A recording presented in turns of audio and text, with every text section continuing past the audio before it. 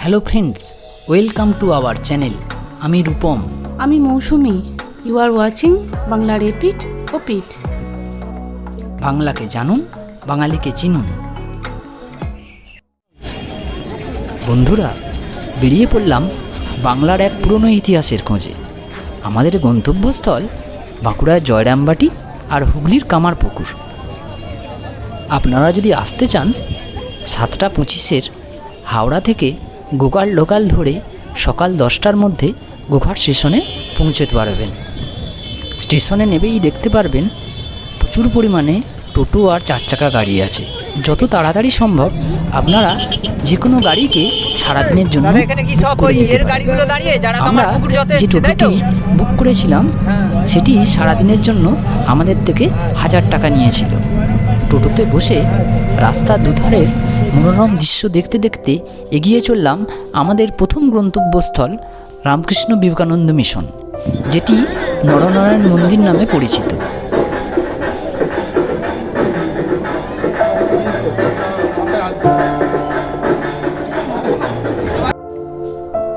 আপনারা জানলে আশ্চর্য হবেন, যেভাবে কুমারী পুজো করা হয় ঠিক সেইভাবেই এখানে প্রতিদিন কুমার পুজো করা হয়। এখানে জাত বর্ণ নির্বিশেষে যে কেউ তাদের পুত্র সন্তানকে কুমার পূজার উদ্দেশ্যে নাম নথিভুক্ত করতে পারেন।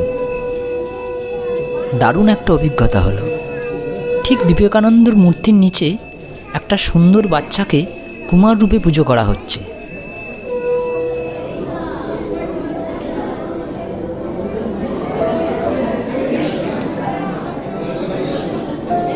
ওখানে আমাদের কিছুটা সময় খুব ভালো কাটল। আমরা আরতি দেখলাম, চরণামৃত গ্রহণ করলাম, তারপর বেরিয়ে পড়লাম নতুন গন্তব্যের উদ্দেশ্যে।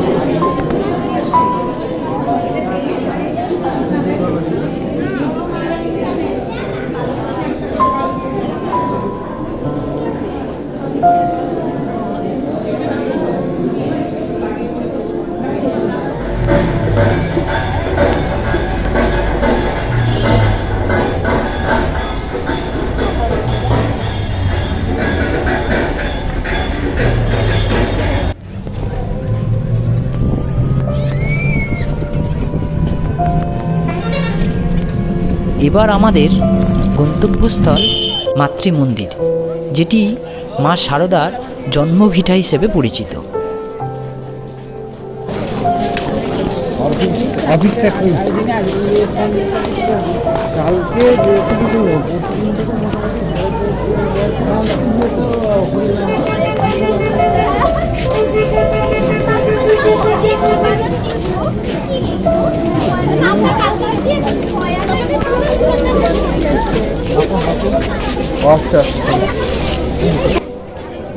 একটা কথা বলে রাখি, যদি আপনারা এখানে প্রসাদ গ্রহণ করতে চান তাহলে সবার আগে মন্দিরে প্রবেশ করে প্রসাদের কুপনের জন্য লাইনে দাঁড়িয়ে পড়ুন।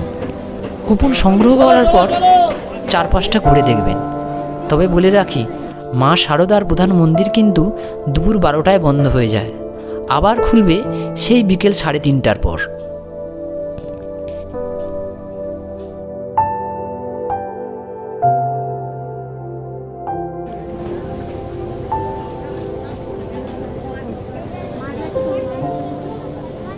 এইটাই সেই আমড়া গাছ। এই যে আমড়া গাছটা, যে আমড়া গাছটি দেখতে পাচ্ছেন, কথিত আছে এই আমড়া গাছটি মা শারদা নিজে হাতে বসিয়েছিলেন। দেখলাম কিছু আমড়াও হয়ে আছে।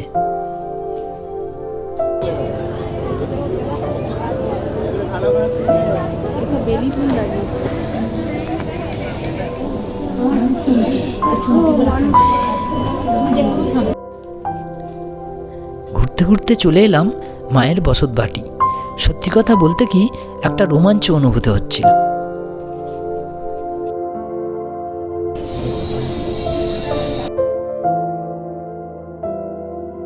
মায়ের বসতবাড়ি ঘুরে বাইরে বেরিয়ে দেখলাম কল্পতরু উৎসবের জন্য চূড়ান্ত পর্যায়ের প্রস্তুতি পর্ব চলছে।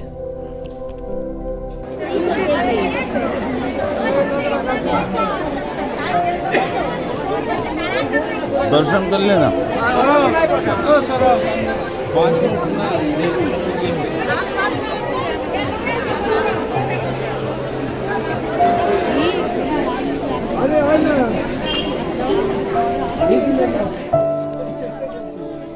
দাঁড়িয়ে পড়লাম প্রসাদের লাইনে।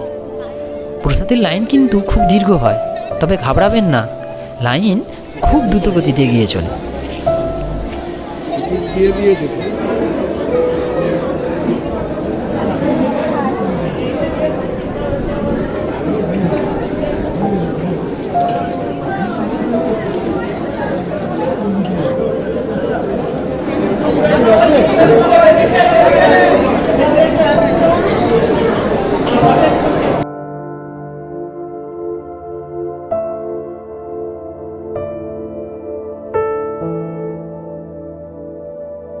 মাতৃমন্দির দর্শন করে আমরা এগিয়ে চললাম পরবর্তী গন্তব্যের উদ্দেশ্যে।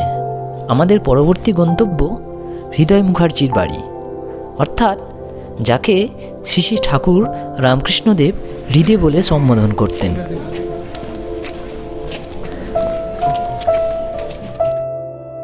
হৃদয় মুখার্জি হলেন শ্রী শ্রী ঠাকুর রামকৃষ্ণদেবের ভাগনা। আসুন জেনে নিই উনার বর্তমান বংশধররা সেই সময়ের ইতিহাস সম্বন্ধে কি বলছেন।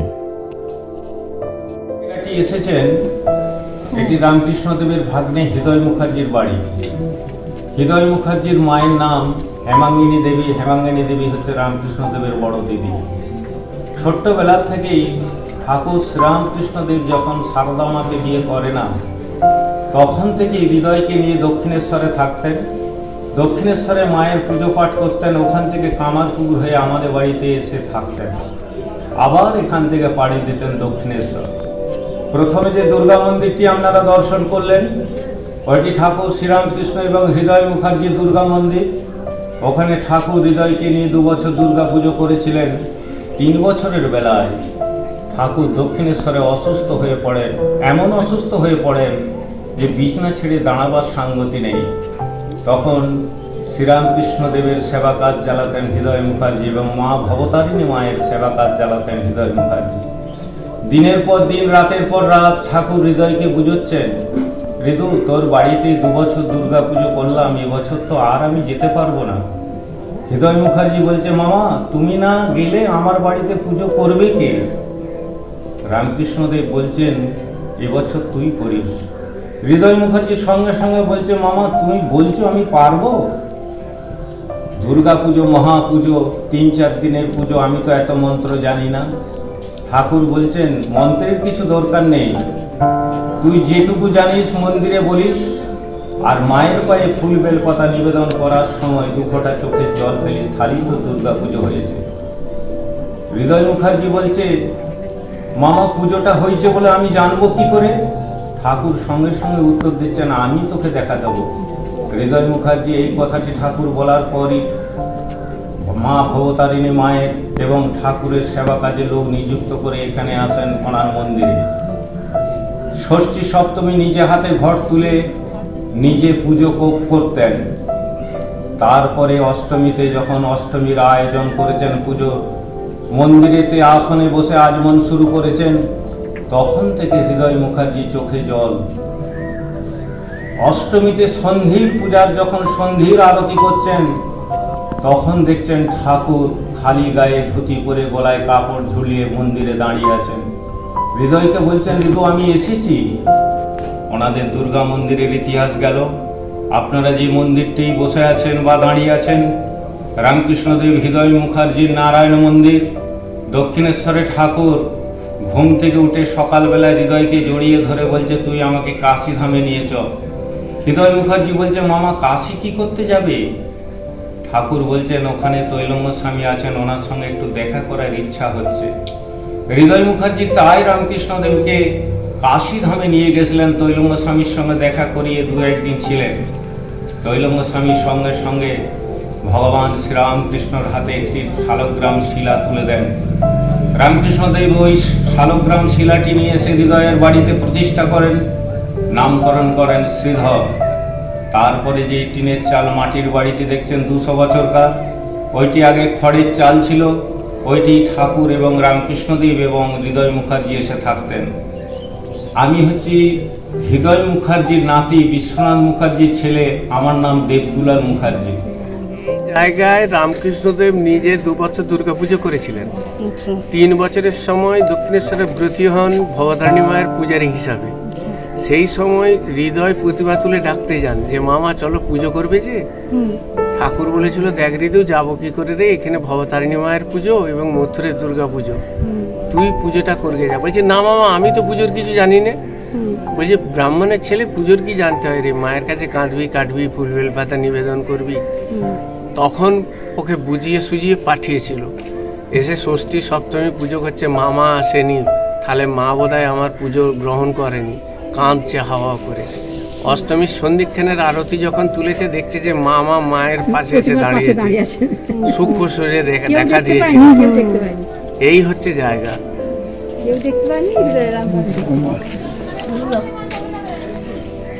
মাটি কপালে দিয়েছো, মাটি দিয়ে